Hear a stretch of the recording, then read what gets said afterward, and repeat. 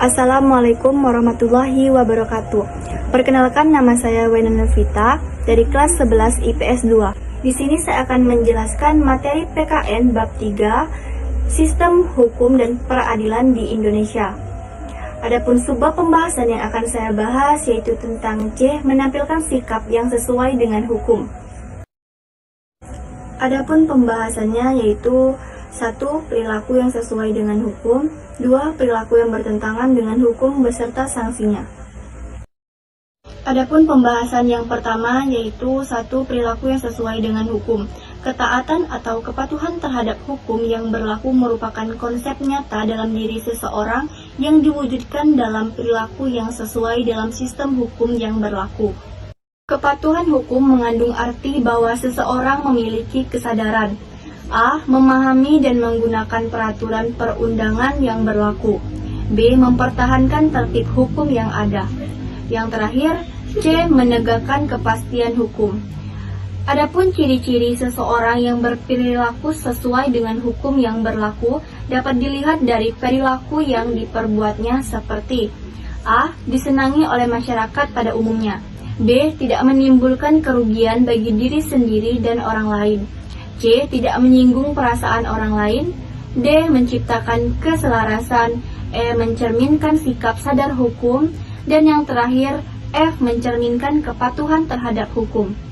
Adapun pembahasan yang kedua, yaitu perilaku yang bertentangan dengan hukum beserta sanksinya. Perilaku yang bertentangan dengan hukum timbul sebagai akibat dari rendahnya kesadaran hukum. Ketidakpatuhan terhadap hukum dapat disebabkan oleh dua hal, yaitu 1. Pelanggaran hukum oleh si pelanggar sudah dianggap sebagai kebiasaan bahkan kebutuhan. 2. Hukum yang berlaku sudah tidak sesuai lagi dengan tuntutan kehidupan. Adapun sanksi dari norma-norma yang berlaku di masyarakat. 1. Norma agama merupakan petunjuk hidup yang bersumber dari Tuhan yang disampaikan melalui utusan-utusannya, seperti Rasul atau Nabi, yang berisi perintah, larangan, atau anjuran-anjuran. Contohnya beribadah, tidak berjudi, dan suka beramal. Sanksinya tidak langsung karena akan diperoleh setelah meninggal dunia, seperti mendapat pahala ataupun mendapatkan dosa. 2. Norma kesusilaan merupakan pedoman pergaulan hidup yang bersumber dari hati nurani manusia tentang baik buruknya suatu perbuatan. Contohnya berlaku jujur, menghargai orang lain.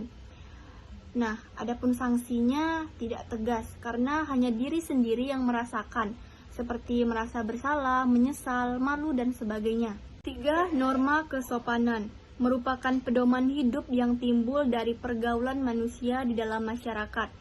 Contohnya menghormati orang yang lebih tua, tidak berkata kasar, menerima dengan tangan kanan.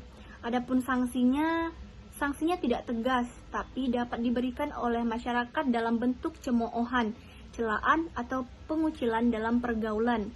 4. Norma hukum merupakan pedoman hidup yang dibuat oleh badan yang berwenang mengatur manusia dalam kehidupan berbangsa dan bernegara, seperti berisi perintah dan larangan. Contohnya harus tertib, harus sesuai prosedur, dilarang mencuri. Adapun sanksinya tidak tegas dan nyata, serta mengikat dan memaksa bagi setiap orang tanpa terkecuali. Sekian penjelasan dari saya mengenai menampilkan sikap yang sesuai dengan hukum, mata pelajaran PKN kelas 11. Lebih dan kurangnya saya mohon maaf. Saya akhiri, wabillahi taufik wal hidayah. Wassalamualaikum warahmatullahi wabarakatuh.